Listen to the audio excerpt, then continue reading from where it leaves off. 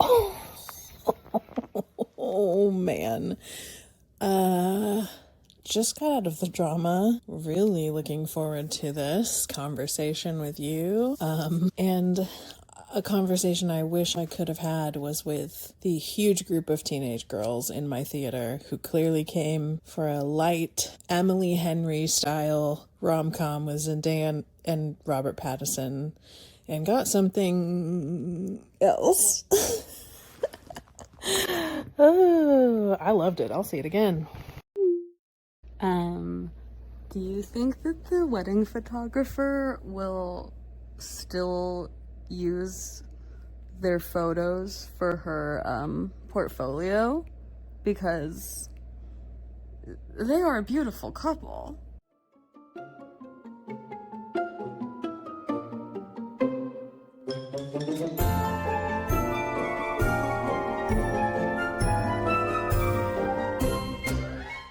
Hello and welcome to Medium Literate, the podcast where two longtime best friends try to sharpen our media literacy skills by having a long discussion about a new movie out in theaters every week. We are talking about the drama this week and a lot of spoilers, so watch out for that if you haven't seen it and you care about that. And just a reminder, if you're listening, you can also find the full video episode on YouTube. So now on to the conversation. Okay. Here we The are. drama. And boy, was it. It was the drama. The reason for the season. Exactly. And right out the gate, I need to know. We haven't talked. We haven't even texted about it. Did you like this movie? I did like it. Did you like it? I liked it a lot. Yeah. I really I don't know how much like TBD on like how much rewatchability it has for me, but I Totally. did like it a lot. I thought it was really good. I thought it looked really good. Interesting premise, good writing. Yes. The editing was cool. I thought the editing was really interesting. Lots of really strange, weird, unsettling choices in the visuals. We we're going to get into the twist eventually, but for now, let's hover in. First of all, this fucking apartment he lives in. Gorgeous. This beautiful architectural marvel of an apartment. It's so pretty. I'm dying day one on those stairs, but I did love it. I mean, spiral staircase, metal spiral staircase inside the house. That's insane. I mean, when she's drunk climbing those stairs, I'm like, oh boy. Oh boy. This movie could end right now with one little wrong step. Yeah.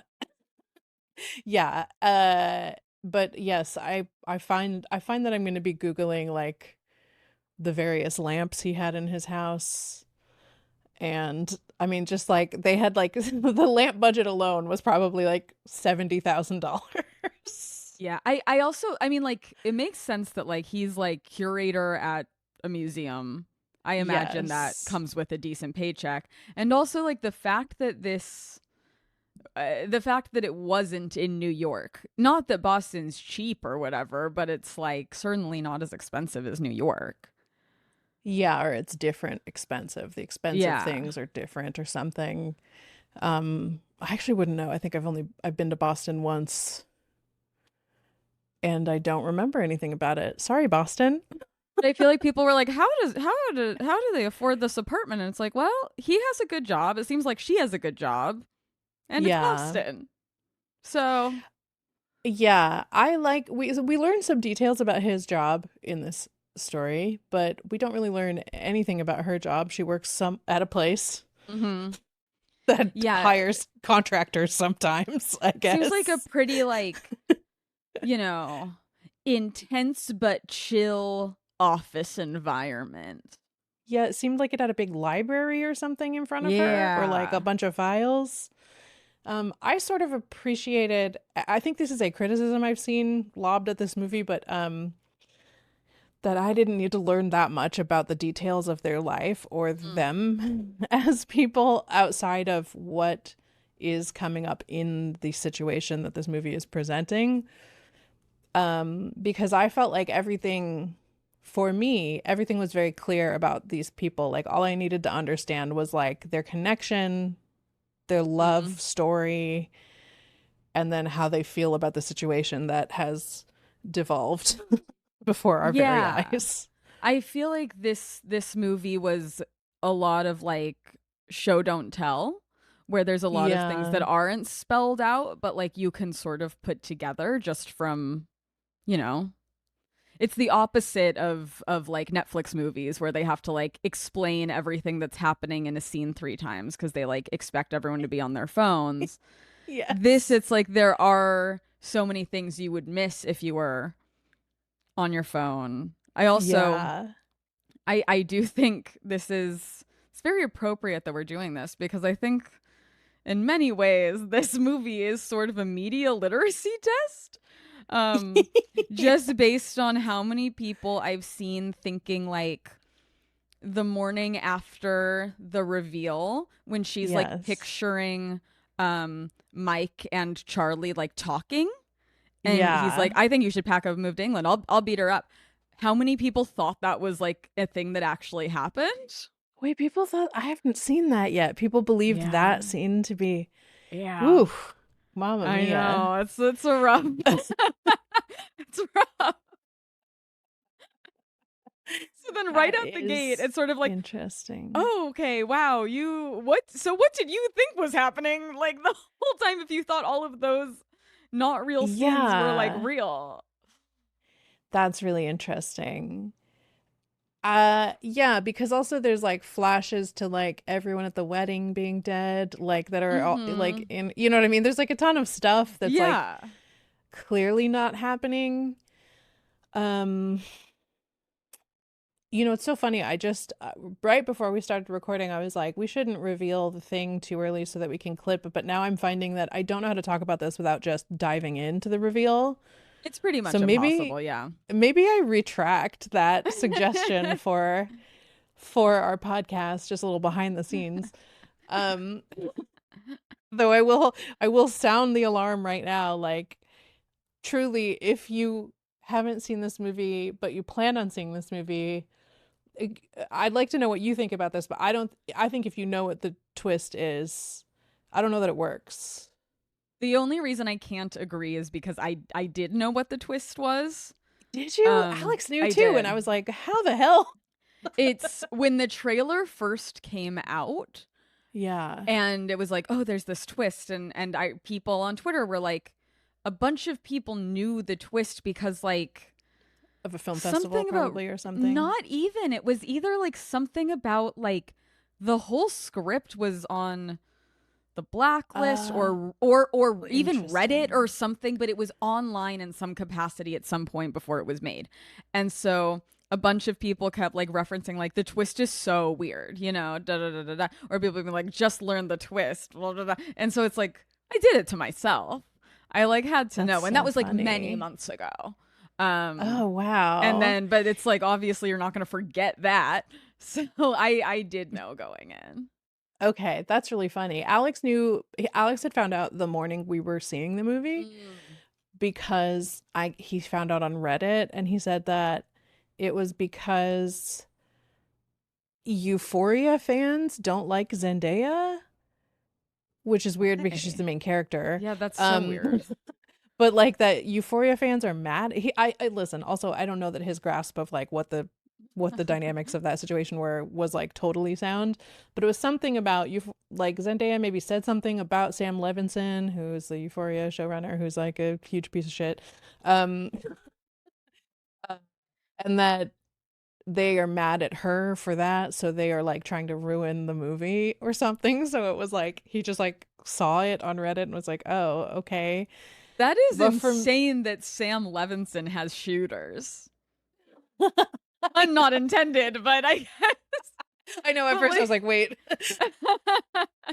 but like, who Yeah, likes that him? I don't know. I That's really don't know. crazy. Oh my He God. If somebody is like a Sam Levinson stan, they need to re-examine every single thing about their life up to this point. Yeah, I mean, I've enjoyed Euphoria. Yeah, I watch it, Um, but but it's funny, I rewatched his movie that Zendaya's in that came out on Netflix that was Malcolm and Marie mhm. last night because I was like, I want to see more Zendaya being intense, Mhm. having intensity generally. And it's like, I just was watching that movie thinking Sam Levinson needs to thank his lucky fucking stars that Zendaya has lended her talent to his stupid words because Totally. it's she is what elevates everything that he makes. And like the other cast in Euphoria obviously also does, and they've all become like catastrophically Mhm. famous. But So she is just such a movie star in a way that she's like so we talented. don't really have anymore. Yeah. Like Yeah. she's talented, she's so beautiful, like she's just like she's a star. You know what I was thinking when I was watching this movie and that like it's the hangover scene. She got drunk the night before and then she's like hungover and she's kind of like a hot mess. And I was like, man, she is really good at playing an absolute hot mess, which is really weird because in the scenes where she's done up, I'm like, this is the most graceful woman that's ever lived. Totally. Yeah. She glides. So it's really impressive that she can do both in the same story. It's true. I think Yeah, it's it like plays to her advantage also that she in interviews appears to be like a huge dork. yes. And so she that helps her kind of like play all these all she can be all angles of a type of person. I mean, it is funny because I feel like in the way she dresses in real life too is, you know, she can be the most glamorous woman you've ever seen, but then when she also loves like oversized stuff and Yeah. big pants, big shirt. And so then when she's playing a character where it's like them being a supermodel isn't part of the plot, like Euphoria Yeah. or this, they just dress her like a carpenter. And she still looks so cool all the time. Oh yeah, it's like if you It's saw this couple incredible. just walking around, you'd be like, Oh yeah. I mean Robert Pattinson too. It's like he looks like an old-fashioned movie star. He has the hmm, like jawline and it's just so funny that he is also kind of an insane person. Every yeah, time he's interviewed, he's like loves nuts to and lie. funny. Yeah. He was probably so pissed he had to just use his normal voice for this. Couldn't do a funny little accent. Um now in your screening, did anybody walk out is my first question when the twist is No. revealed. Okay. I've had friends tell me that some of their screenings like people got up and Oh, left. really?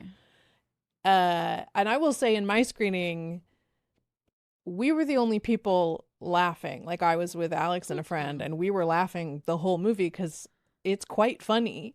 Oh, yeah. I mean, I would honestly call this comedy like more than anything. It's sort of like a dark comedy of manners.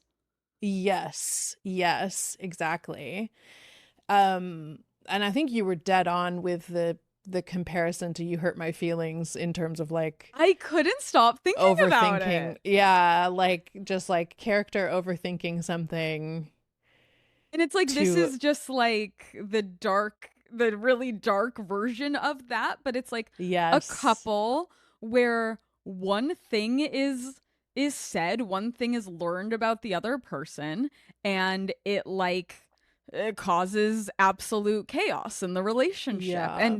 And the whole thing is just like talking in rooms, and it's like the couple talking, him talking to someone else about it, her talking to someone else. Like it reminded Yeah. me so much of it. Yeah, definitely. The second you said that, it hadn't occurred to me organically, but the second you said that, I was like, oh my God. And yeah, people talking in rooms is also just one of my favorite genres of Yeah, when movies. it's I good, like it. like when it's good, it's great. Cause yeah, I'm Yeah. like, You Hurt My Feelings is the ultimate just sort of like comedy of manners. And then this is Yes. just the Reddit version of that. Yes. Absolutely. Well, yeah, so I will say in my screening, we were the only ones laughing. There was also I went to a movie theater in like a really, really wealthy Mm. suburb nearby that only, for the most part, every time I've gone to this movie theater, it's like mostly kids movies playing because that's Mm. like who lives in that area is like Sure. families. Um, so first of all, we were the only people in our theater when the movie started. And I was like, oh, wow, okay, that's crazy. Weird. 5 p.m., like, that's wild. I thought this would be like a busier showtime opening weekend. And Yeah. then genuinely the theater was almost full by like 15 minutes into the movie. And I was like, what the fuck is wrong with you people? That's insane. 15 minutes late Like, into the movie. So they missed the trailers too. It's like, so you showed up for this movie 45 minutes after it's the showtime. what's the point? Like, So already insane. And people do that a lot around here, I've noticed. Like, live in a Chicago suburb. So it's like, this isn't the most cinephile part of town, I don't think. But but like yeah, at the AMC, at any theater I go to, like people just show up when the movie's already been going for like 5 or 10 so minutes. crazy. But we had a massive group of teen girls who clearly went because they thought it was a rom-com. And it was, Kind you of is, know. yeah. It's But romantic and it's a comedy. but they were teens, like 15 girls with Stanley cups, wearing like the same identical like outfits, like Lululemon like yoga pants and big sweatshirts, and it just like they looked identical. They had their big pink Stanley cups and they had their little like snacks, and they were like fuming the whole movie. And so these things would happen in this movie that were like so shocking, or we would be laughing so hard. It would just be like bone shattering silence and us laughing. I saw it at the Vista, um, and with some friends, and it was like packed to the fucking gills. Like Crazy. I think it's like it's probably because like they're two true movie stars. The marketing was good. What like this movie is like getting people out That's to the awesome. theater. But it was funny because it was like there were, speaking of a big group, there was like a group behind. They took up a whole row and then spilled out into next to me, like four of them. It's like not who you would expect at the Vista. They were American, but I don't they looked when I looked, I was like, "Oh, a bunch of Russians." They just kind of had that vibe. Yes. You Adidas know, tracksuits. yes, and a lot of like, that like pixel camo sweatshirt, and then Yeah. like a buzz cut with like a backwards pixel camo flat brim and lots Okay. of chains, and then the girls had like the really like that dyed color red hair and like the I don't know, but Okay. they were kind of annoying. Like the whole theater was The mall reactive. Russians? Can you believe it? Get out. I know, isn't that crazy? Can you believe that they weren't like a perfect audience? a group of 20 mall Russians that somehow weren't Russian, despite all the evidence. Culturally Russian. But it's like the whole theater was very reactive, which was fun. Mm, But they were like reactive and kind like the ones next to me in kind of an annoying way. And like I'm gonna be so yeah. honest, I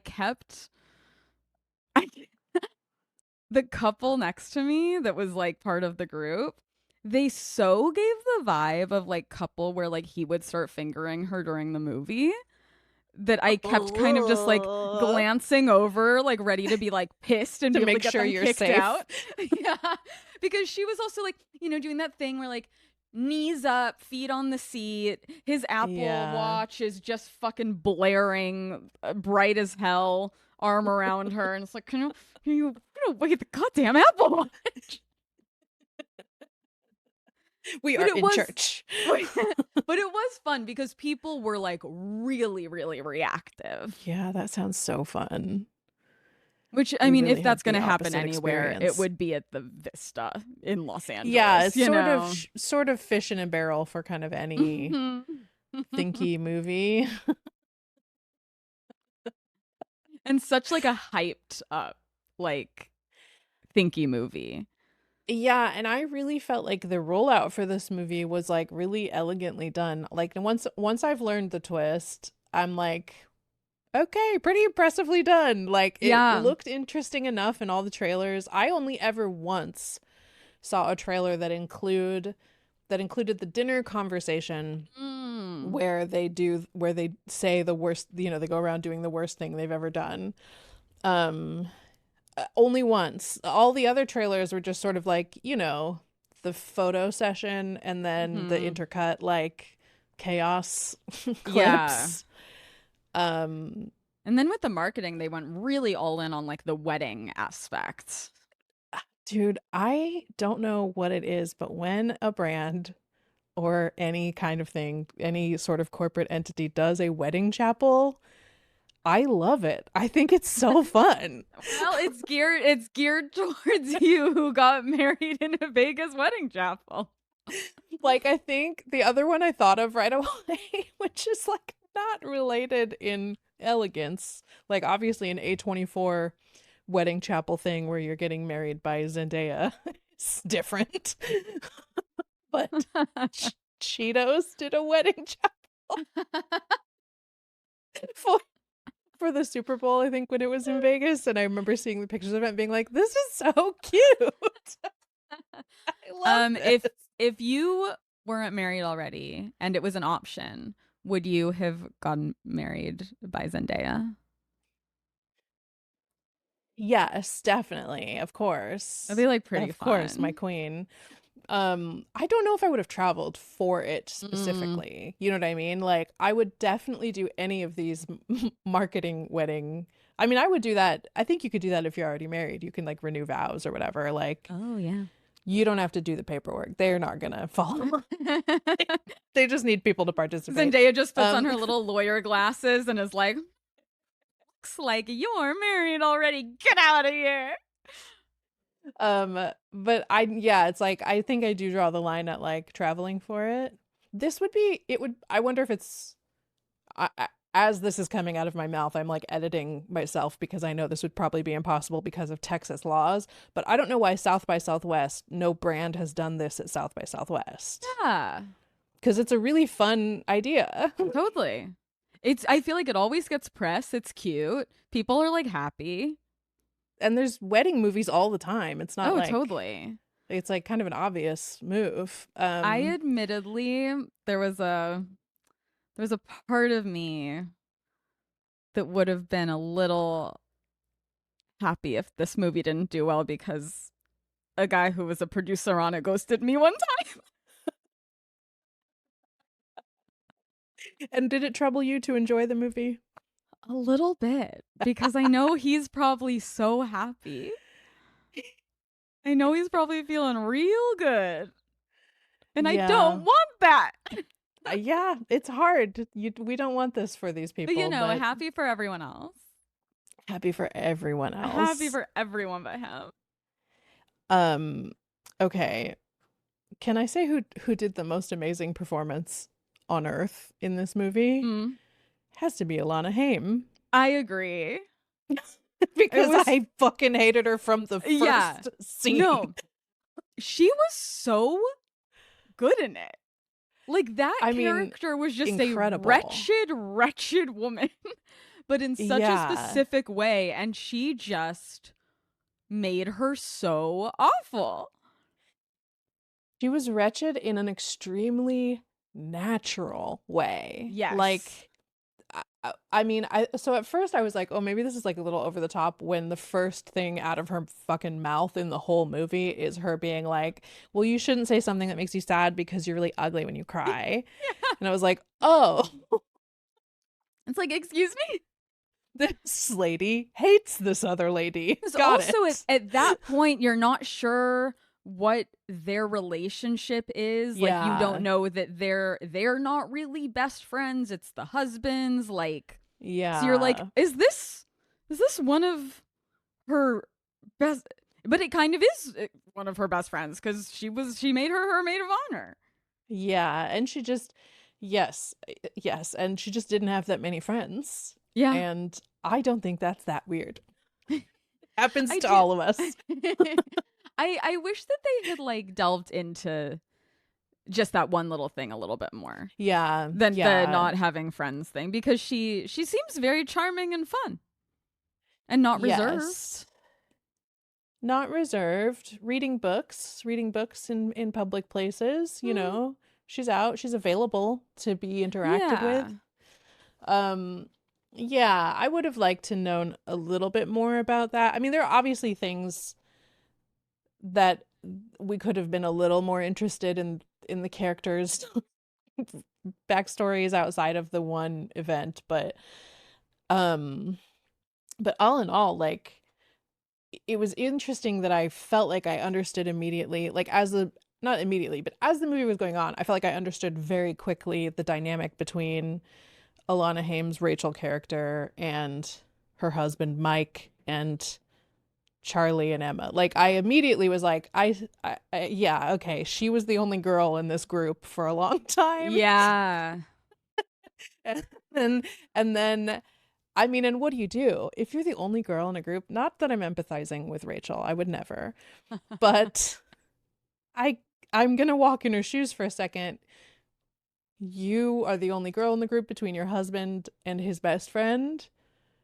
And then suddenly Zendaya gets introduced to the situation. I wouldn't feel the most secure.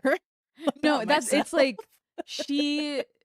so much of her nastiness like comes so clearly from being just so jealous and wanting to like take her down like a bunch of pigs.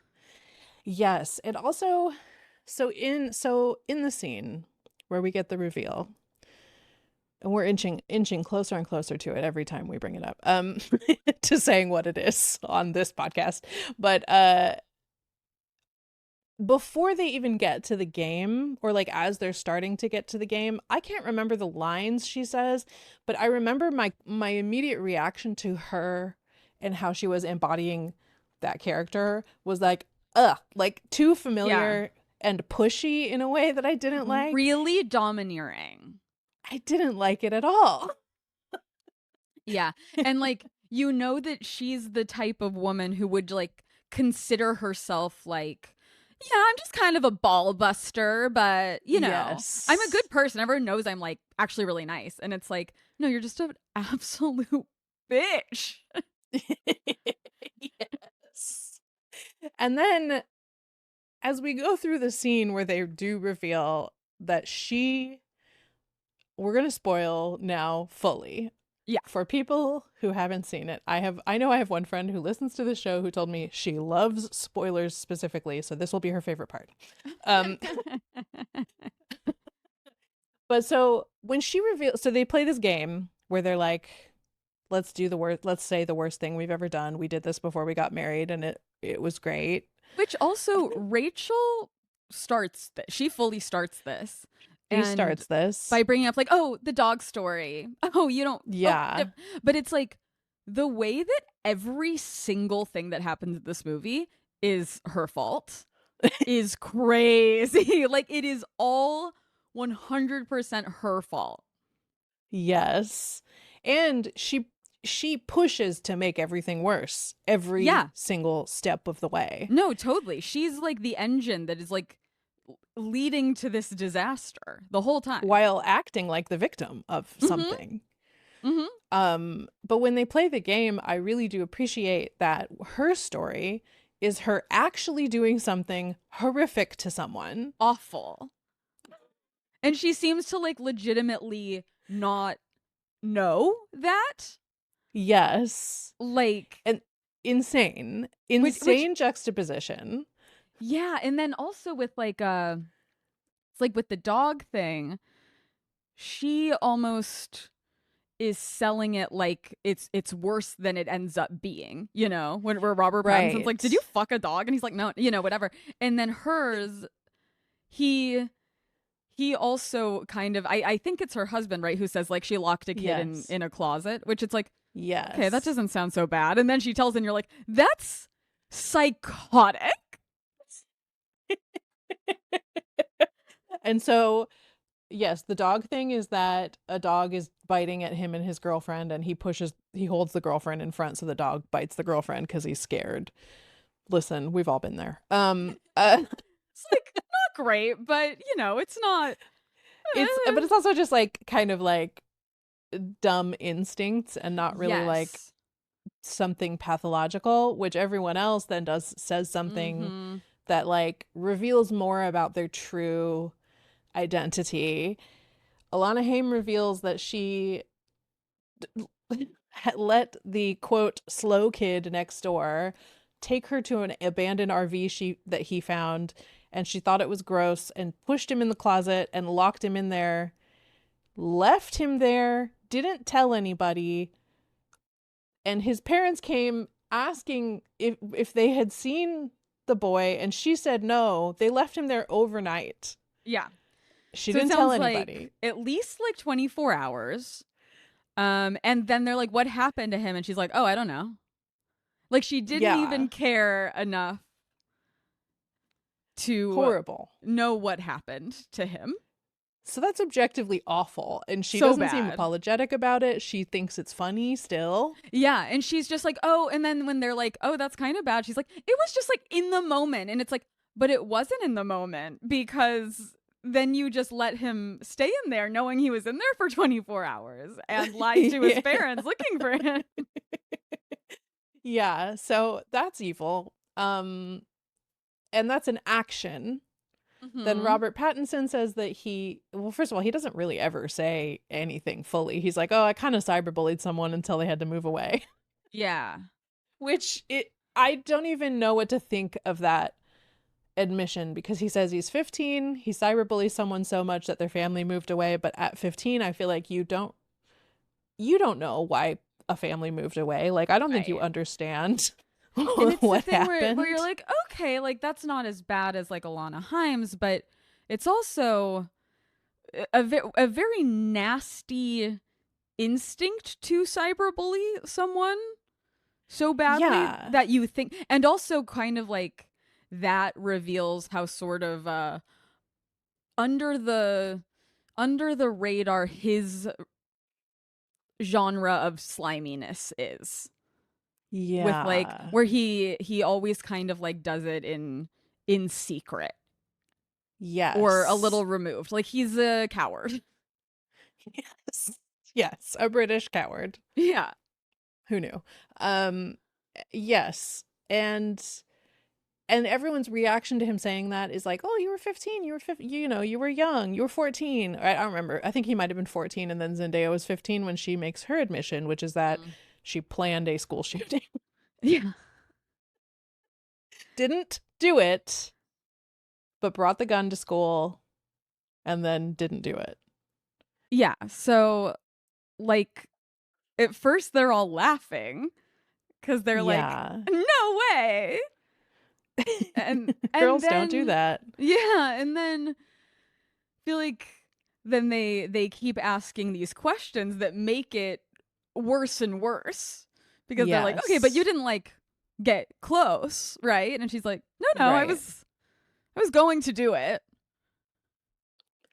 Which also is in that moment frustrating because it's like, don't tell them that.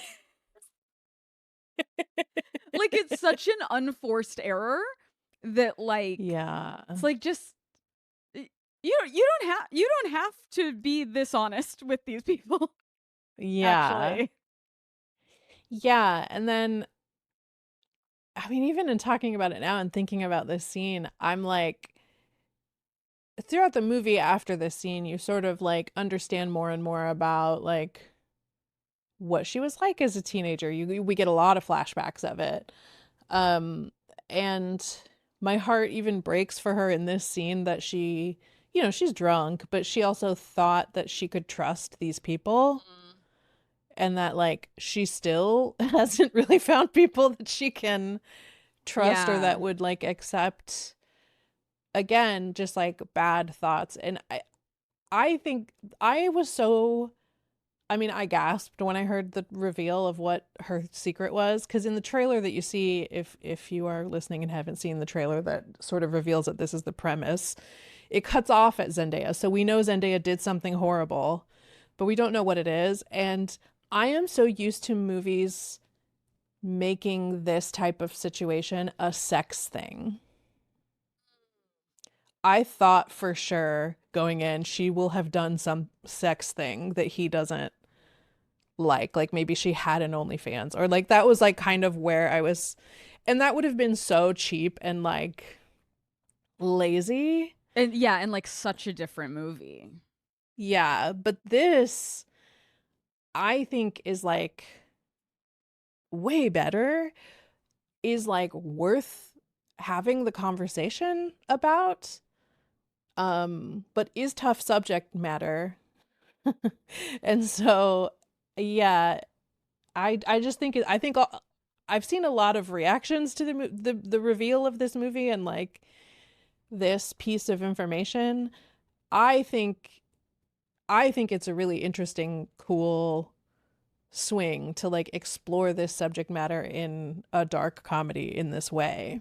Yeah, I think so too, because I mean, the movie does definitely like make it so that you're kind of like, oh, what would I do in that situation? And it's like, Yeah. in the movie, like, you absolutely are sympathizing with her, and you're like, okay, Yeah. this is all very unfair. But then you're kind of like, that is kind of crazy though. But then Yeah. like, but then I like what we were talking about last week when we were like saying how it's like, Lily Reinhardt, so beautiful. You're like, a girl this beautiful can't do anything too bad. It's like, He would how much never. of it is that it is someone so charming and beautiful Yeah. that was kind of like, not a big deal. I don't know. I mean, it is interesting that like she's charming and beautiful, but it is like the character is is a little shy and is a little like uncomfortable. Yeah. And so you're not like bowled over by her charm necessarily. Her relationship, the relationship between her and Robert Pattinson, you are a little bit like dazzled by. They're so charismatic together. But um I did find that I was thinking I like that this movie makes you think about like what is your reaction to this and what are you feeling Yeah. right now? Like are you Alana Haim immediately freaks out at her and goes, "You know my cousin was I shot." mean, that was so funny when when she's like, Sam, and Robert Pattinson's like, who's Sam? And she's like, my cousin in the wheel. Um I think that's so funny. The cousin thing was so funny. Uh but I mean, she has a really huge reaction to this. And then anyone else, Robert Pattinson later tells his coworker who also is kind of like, well, if they're a psychopath, I don't want to be with them. But it Right. is a little like, are you liable for the thoughts you had as a teenager? And I then don't also, know. because like it is ridiculous when she's like, I would call the police. And it's like, for what? What's the crime?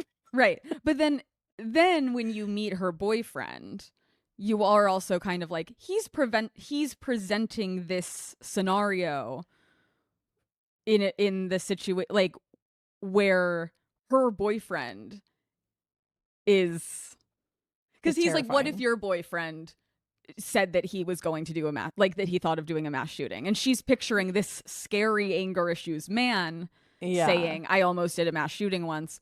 And that is different than like,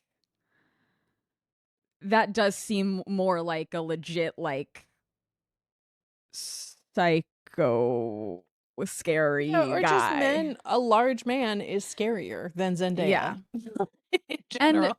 with all the flashbacks, it's like you can see what happened there.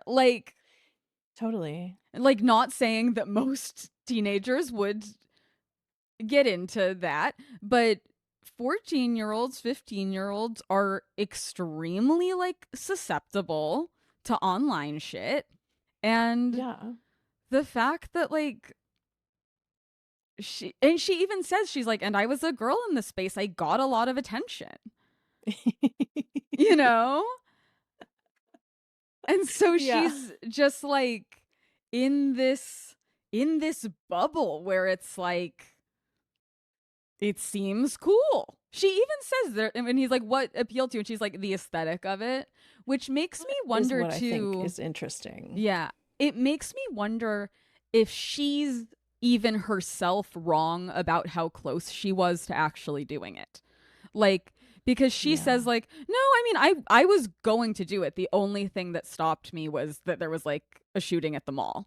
Um, but I think I have my doubts that that character would have gone through with it even if it weren't for that shooting. Like, does she Yeah. think that, and maybe she would have, but it's like, does she think that she was closer than she actually would, but she wouldn't have ever actually done it?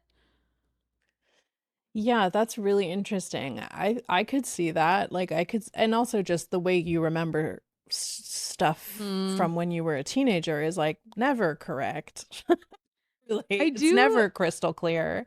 It is sort of because I feel like you're really, really lulled into being like, okay, I totally sympathize. She's like, this wasn't that bad. It's just thoughts, blah, blah, blah, blah. And sort of right when you're like, no, everyone's overreacting, I feel like that's when they kind of hit you with that very funny scene where she's trying to record her manifesto and like the windows keep coming up. But It was so funny. it was so funny, but it's like you're kind of like, she's not bad. But then in that moment is when she's like, Sally, you're going to be the first to die. And you're like, yikes. Oh. Oh no. Yeah, I mean Oh that no, it's she had so names.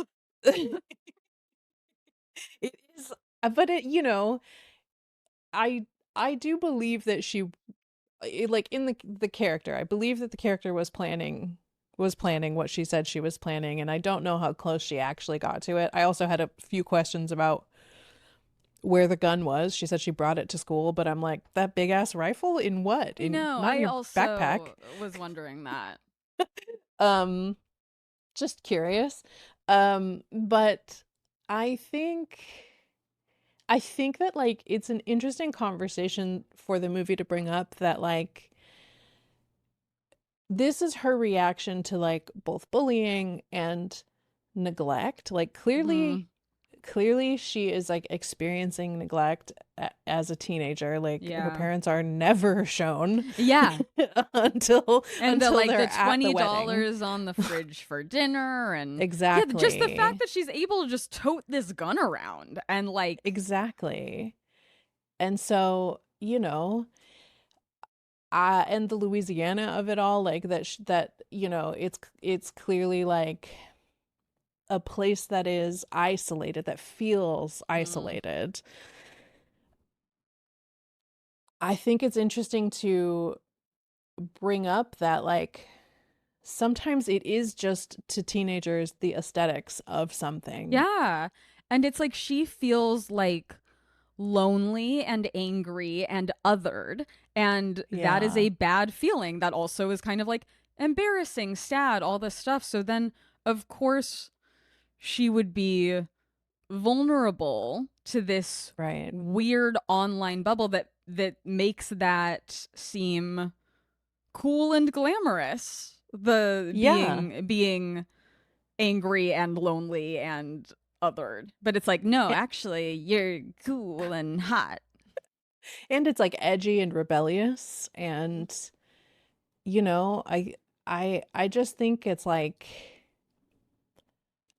it's scary and sad that that is a reality, but uh, you know, I feel frustrated by the idea of people being so scandalized by the concept that they won't, of the movie and of this twist, that they won't grapple with the conversation that it is Mm-hmm. starting. Because I think it's a conversation that, like, if no one has, like, if school shooting just in general is a third rail that nobody can touch unless it is completely overly sincere, like the no one will reach those people to whom it appeals, right? Yeah, Like, totally.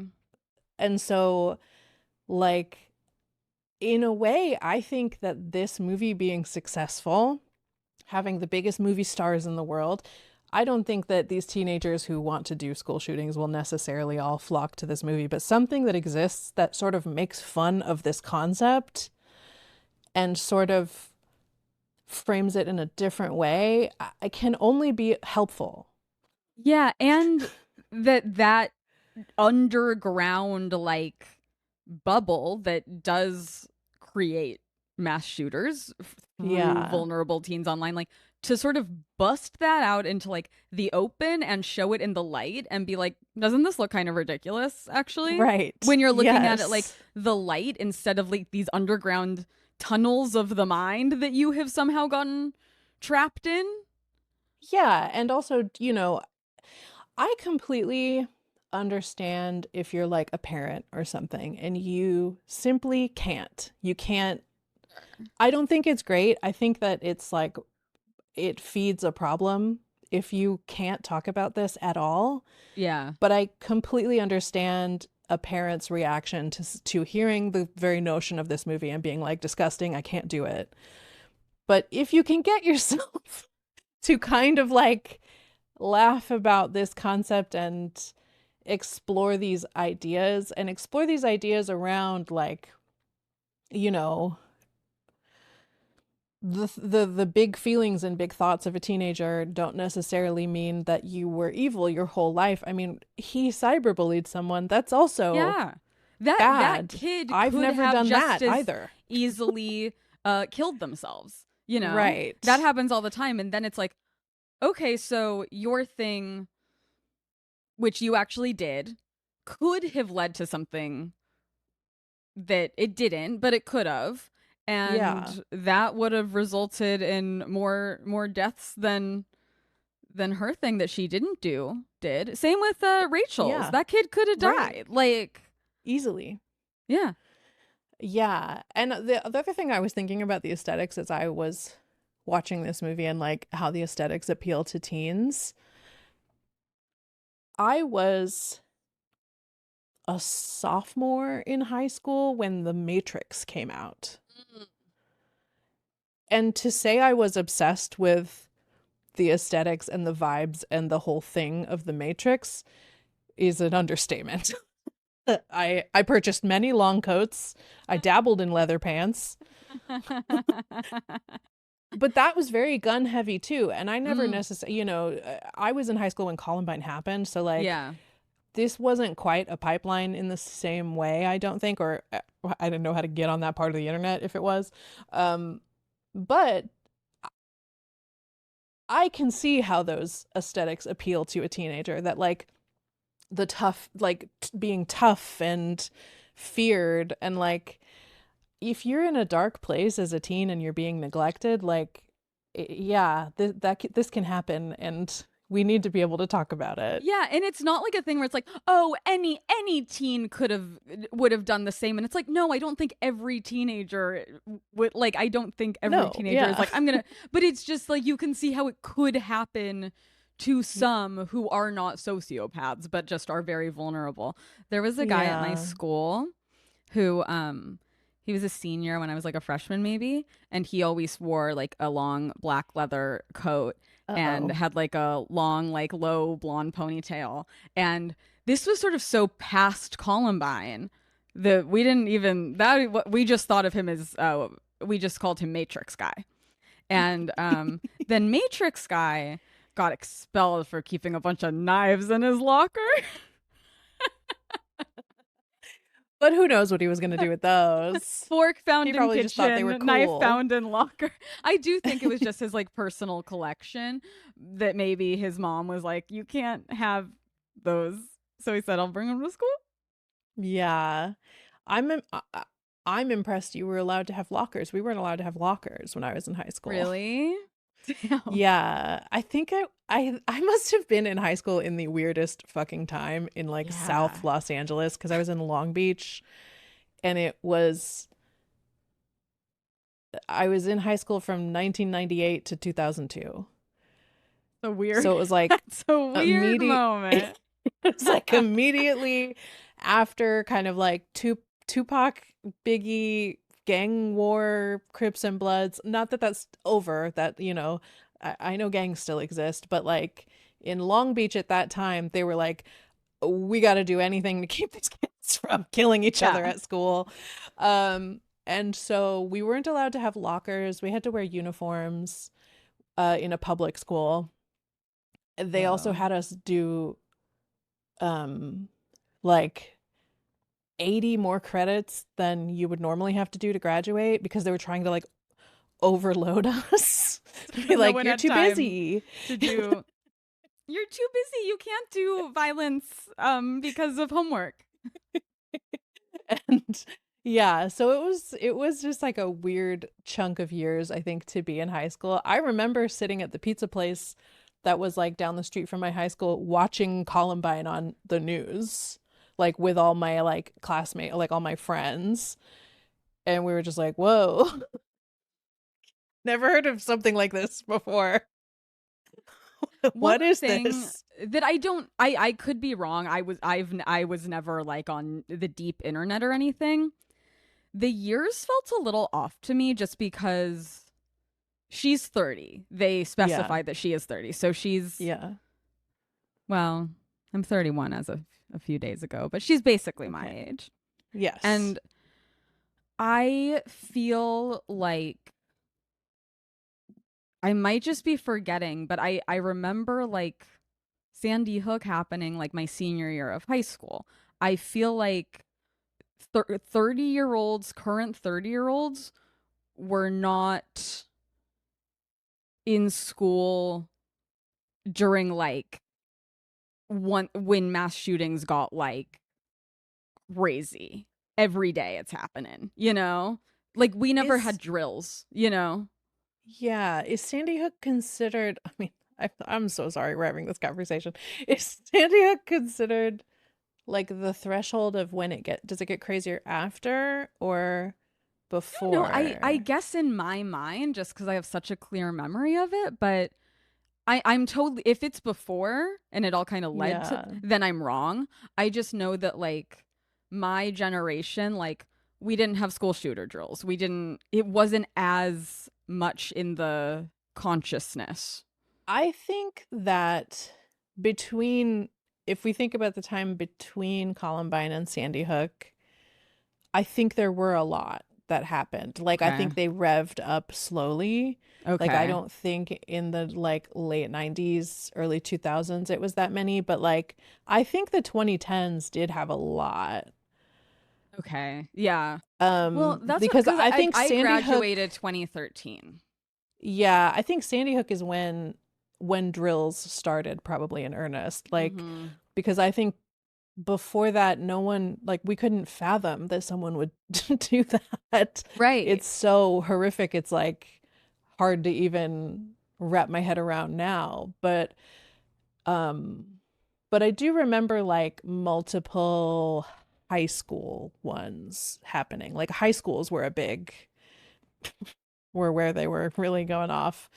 No one had considered elementary schools, I think, before that. So it would make sense to me that this character, also, I don't know if like in California, it would have felt a little different than it would have in like Louisiana, Mm. where it's like very, is he had a lot of guns, or was her dad like in the army or something? Did He they was say in the something like army, that? so I think it was just the Yeah. one. It was just the one gun, and she Yeah. just had access to this one gun. Yeah. But there would have been probably like a general familiarity with Hmm. firearms in the family. Um, yeah, Yeah, I I don't feel know. like I like that they saved that reveal of him being military. Yes. Until so, and you're like, oh, interesting, because that's military families. Like, yeah, I feel like are typically pretty pro gun and stuff. And it's just interesting that as the movie goes on, they make this reveal in the first half hour, and then this whole story of the movie is just Robert Pattinson trying to decide, like, does he not marry her now, or is this Mm, so bad that he can't do it? And I like that as the movie goes on, like we just get like one more data point every 5 minutes or so yeah, that kind of like makes the story feel more clear, and you're just like, I don't know, I get, like, I don't, she didn't do it. I don't yeah, know. she seems because she seems sufficiently remorseful about it I mean, too. she's the only one of all of them that did something about that felt guilty enough about the thing, which she Yeah. didn't actually do, to then, and it's a combo with like her then becoming like an anti-gun activist. Yeah. It's I think part of that is remorse, and part of that is just to show like how much all she wanted was to be like part of a group. Yes, Like exactly. that's it's not that's all she wanted was for someone to like invite her into the fold. And so yeah, then she was taking attention from where she was getting it, and it was a really really really really really bad place. And so then when Yeah. she when she's invited into the fold, she goes full, full steam ahead with like that. Yeah, and her personality blossoms, and she like Hmm. becomes the person that she needs to Yeah. become. And there are embarrassing steps on everyone's path, and some of them aren't as horrific as this one, but I thought it was also interesting, like going back to the aesthetics. Like which also like it's interesting to have him be British because he has an yes. outsider's perspective on like the pervasiveness of guns and gun culture in Right. America. And so he's like a little less desensitized to it than, you know, we are. Yes. But like when Yeah. that book shows up on his desk and he Yes. starts like imagining like her looking absolutely incredible, like holding guns and stuff. Yeah. I feel like that's around when he starts to kind of like think he can make peace with it. And it's like he only thinks he can maybe forgive and be okay with this when he finds something to be horny about. Interesting. I had not clocked that, but yeah, it's because that book is just like girls in bikinis holding Hmm. guns, but Which it's it's like, art. right. Which it's like, on one hand, you're like, yeah, the aesthetic is like out there that like guns are Yeah. sexy and cool. That's very much just out there. And also, like, yeah, he's like, oh, wait, that's kind of hot. Maybe Yeah. I can deal with this.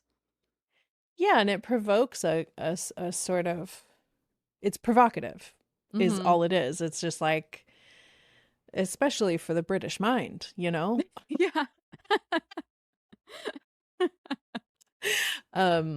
Yeah, I do find that interesting. Um And then I the also cheating. the cheating, that's exactly what I was about to start talking about. The he ends up sort of half accidentally hooking up with the coworker of Yeah, I mean his. he fully initiates it, but then when she's like, "Okay," he's like, "No, I can't." But Yeah. I noticed like earlier, like with the wedding photographer appointment, there's just one little shot of him like looking at the hot receptionist. So Interesting. that like there's no reason for that shot other than I thought to like sort of set up that like this is a man with a wandering eye. Okay, I didn't really clock that at all, but I think that is certainly like present in the text when he kisses his coworker. Yeah. And he kisses his coworker after like explaining, kind of hypothetically explaining his situation and trying to get Hmm. her take on it, and then he starts crying. It's like such a gross, pathetic Yeah. mess. Yes. um I also just want to say that the coworker, that actress Haley Gates, to me, she is like my ultimate cool it girl. She does seem really cool and she's very beautiful. Every time I see her, I'm like, this is the coolest woman. And she, you didn't see The Moment, the Charlie XCX movie. No. She plays the creative director in The Moment that's like close with Charlie Hmm. XCX. And whenever I look at Haley Gates's Instagram, which I do sometimes, she's like a photographer and she's like written and directed movies. She has that Chloe Sevigny cool Brooklyn, like untouchably cool, ethereal cool, like Yeah. kind of thing going on. And I think it really worked in like, you know, art museum art museum employee eating a salad with her weird coworker. Totally. And she's like kind of game with his weird questions, but she's also kind of like Yes. weird, but okay. Yes. And I just, I guess this was Haley Gates' corner. I just wanted to say I'm really rooting for her. I want to see her movie Atropia. Yeah, The like, it looks interesting, the plot of it. yeah, I have not seen it, but I might watch it me sometime. too. Um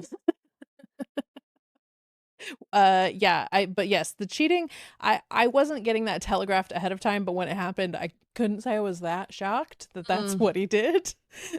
For he is a yeah. man. And then um and it's also cuz he had just asked her what's the worst thing you've ever done and she's like I don't know, cheating. Yeah, so it's hot on his mind, you And then know. he like wants it to be worse. He's like, "Well, like cheating and she's like cheating's not bad enough?" I loved her in this movie. She was great. Um And then I do want to talk more about Rachel just because I feel like through the whole thing, Oh yeah. like when Robert Pattinson goes to see her and Mike and he tells that story that's not That he's true. lying. Yeah. Yeah, because it's like there's how he feels about it, but also so much about how he feels about it is about how other people feel about it. Like he is looking for permission to be okay with it. Yeah. And so when then Rachel is just constantly like, absolutely not. Like, this is horrific. I won't respect you if you marry her. I'll never speak to you again. Like, that also has him questioning, like, beyond what he actually feels about it. Like, oh, am I allowed to forgive her or be okay with Yeah. this? But Yeah. Rachel, I feel like from the moment she says that thing about like, my cousin is paralyzed from a shooting, you can just like watch her just like gaining this source of power where then the whole movie she is so like high on her own supply of self-righteousness and she loves it so much. Like she's having the best time being so self-righteous and it's watching her is so frustrating because that is such a real type of horrible person where you're like you will never be able to reason with this person because it's not about the actual thing or how they feel about it. They just love feeling righteous more than they love anything else on this planet. So they will never give that Yes. up. They will never give up that feeling of being able to like scold and feel like holier than thou. Yes, 100%. And how completely infuriating to watch it play out. Um And then And when she's even, like, she had me fired from the job when she's the one who like wasn't responding to emails. yeah. Like, Which that is also like solid media literacy test that like I think went over some people's heads, that she was making things sound worse than they were in many situations. I thought it was really, really funny that she was meeting with her cousin to ask if it's okay to go to yeah, this wedding. The cousin doesn't know any of these people. yeah. Which also, it's like, that just shows how much she's not keeping that conversation between the four of them, when like her whole pitch Yes. for them having that conversation was like, it'll just be between us. Yes. And that like it's it's a type of person that I've known so many times that like the second they get a grain of something that they could make about themselves, they use it and run with it full steam to involve anyone they can. They're Mm, like, we actually have to meet and have lunch because I have to ask you a yes. question. And it's Like, like, no, that's you their don't. personality until they can't wring anything else out of it. And then they find like Yeah. another thing to make their It personality. it's such a specific kind of evil. Yeah. I did love her acting at the wedding. The way like when she like turns to Mike just like like, oh my god. It's Bitch.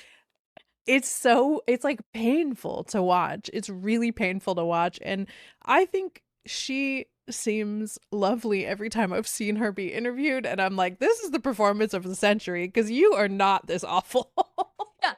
People online are being so mean about her and being like, why is she in this? And it's like, she's really good in it.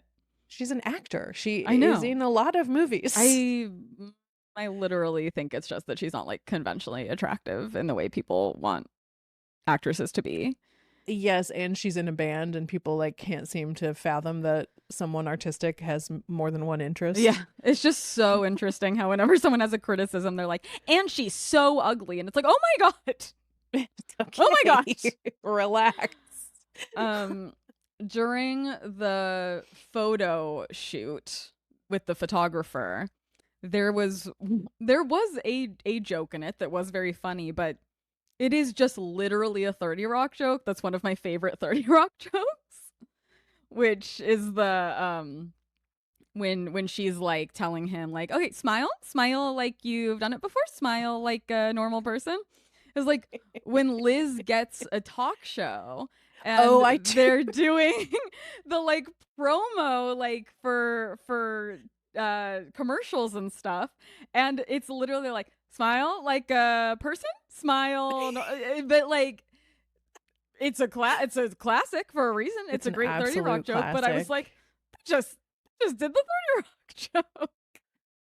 But also the photographer, Zoe Winters is that actress. Incredible. So funny. Like, Really, really funny. the first I'll shoot you, then I'll shoot the ring bearer, then I'll shoot your parents. Okay, shooting grandparents TBD. So funny. And the her, I mean, just like a really good performance of like talking, like the sort of like slippery wedding vendor vibe of like talking Hmm. while smiling, like, okay. And Yeah. like when it's like clearly going bad, oh my God, this just also, I mean, I do think the one thing this movie did so well, and I didn't have a big real wedding, so I, what do I know? But it captured the horrors of the various fucking annoying, stupid vendors that you have to deal with for a wedding. And like, love and light to all my wedding vendor friends. But there are a lot of, but they'd be the first to admit there are also a lot of bad ones out there. The dance teacher was one of the funniest things in the movie, So where it was like, funny. why is this lady so mean? That is the choreographer from Testament of Anne Lee. Oh, very And I cool. believe the score was by the Testament of Anne Lee guy. Oh, that's interesting. Yeah.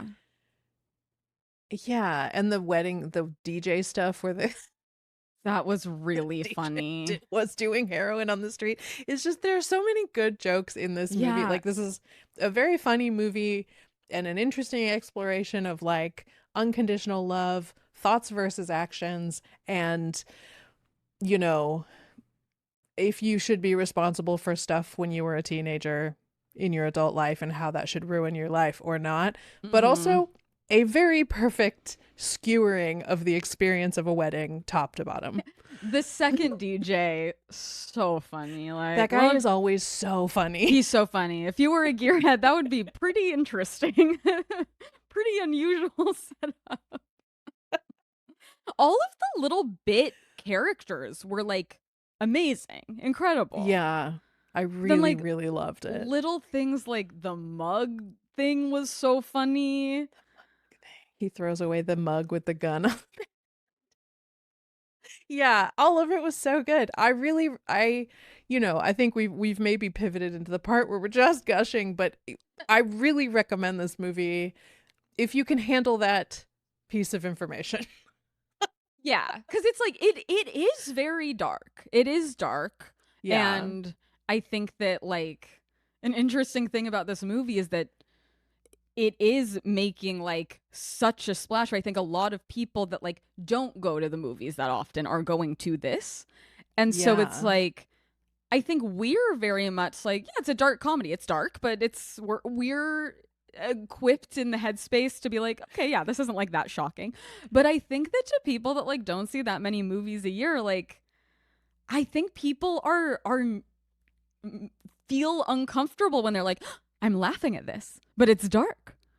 Yeah. I don't Am I know. bad? I'm confused. Yeah. It's like the people who went to see Eddington for Pedro Pascal. Yeah. And, and they're like, what? Yeah, yeah.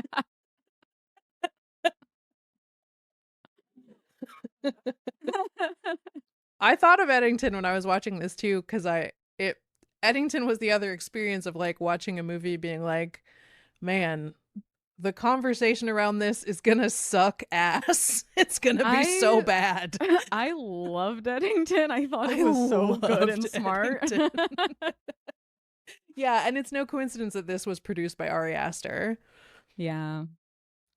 He knows. Yeah. He's a sicko. I like movies that come from the perspective of a little stinker. Someone who's just being kind of shitty about everything. And like it doesn't have to go full cynic. I think that there can still be like I thought that with the exception of Alana Haim, who I just hated, everyone had redeeming qualities even when they were negative. Mhm. You know what I mean? Like I think that's the good space to live in. Like it doesn't have to be that the characters are all horrible and everyone's horrible and isn't the world bad. And this is maybe top of mind because I saw that there's a John C. Reilly clip going around where he's like, cynicism is the laziest posture, and I don't like to see movies where everyone sucks. And I don't think Oh, that should be the case either, but I do think like there's a balance that I think is gives like a nice catharsis. yeah. The actor who plays Mike is also in another really all-timer little marriage thing, which is one of the three what would you call them? Not vignettes, but sort of kinds of kindness. Did you see that? I did, but I don't remember him in it. He is in that middle one where Jesse Plemons' wife Emma Stone like disappears and then comes back and he thinks it's not really her. Um, Oh. it's his and he's a cop and it's his like partner.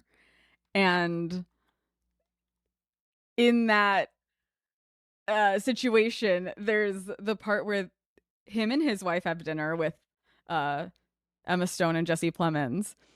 And then there's this like incredible reveal to them all watching a video of them all fucking each other, of them wife swapping. Do you remember that? Yes. It's like, I think I had almost never heard as big a reaction in the theater. as when it just cuts to like the video of them wife swapping, fucking each other's wives on the same bed. Everyone was like, Kinds of Kindness, truly a movie that Alex and I were the only people in the theater for here. Yeah, okay, he's that guy. That's funny. how did you take the ending? Like, do you think they're gonna stay together? I do. Yeah, I do too. I took it as like that it took some chaos and some work, but that, you know, unconditional love is probably too strong of a phrase for what they are experiencing, but something like that, something a few shades lighter, that like he came around to the idea that he knows he loves her and he knows her now, and that she shouldn't be held. He needs to let this go. She shouldn't be held to this like standard of like, you shouldn't have had a bad thought when you were a teenager. And really by the end, like, he's the one that needs to be forgiven, and she's clearly a much more like forgiving person than he is. Yes. But it's like, yeah, at that point, like all the shit with the wedding, cheated on her. I mean, it would be really hard to get over like the fact that she revealed this thought. She's never actually been violent, but he suddenly is like scared she's gonna stab him.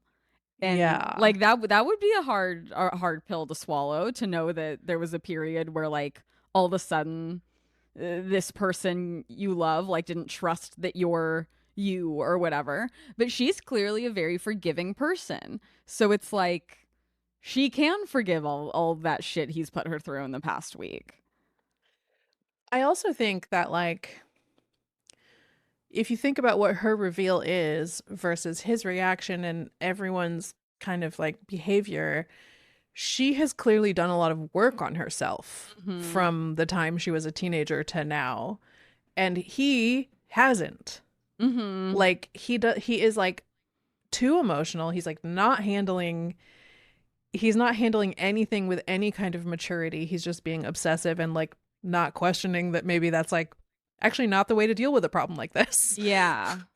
And he seems like he is a good guy at his core, but he definitely has a little bit of that like, I'm just a sweet boy, like derangement syndrome, where like men are just like, no, I'm a sweet little guy. Not you, like, men who are listening. We love you guys. You're actual sweet little guys, I swear. Yeah, totally. Like he just has, it's just clear by the end that his character has not worked on himself at all, and he like doesn't handle problems correctly. He has no coping skills, and he needs to work on that. And her forgiving him is like very mature, and they need to now work together. And fuck all those other people who are at the wedding, I guess. And maybe he needs to quit his job. Yeah.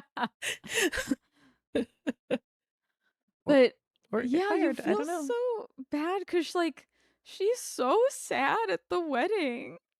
Yeah, I mean, like, yeah, I feel bad for her the entire wedding sequence. Yeah. She's just uncomfortable, and everyone is just making her uncomfortable. And, you know, yeah, it sucks.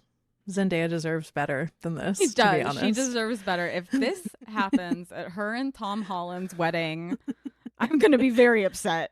Tom would never. Never. I think I've exhausted all my thoughts that I have about this movie. You have anything else you want to bring up? I think no. I think that's do another 20 minutes on school shootings. I think I'm good. Okay, well, hope you guys liked it.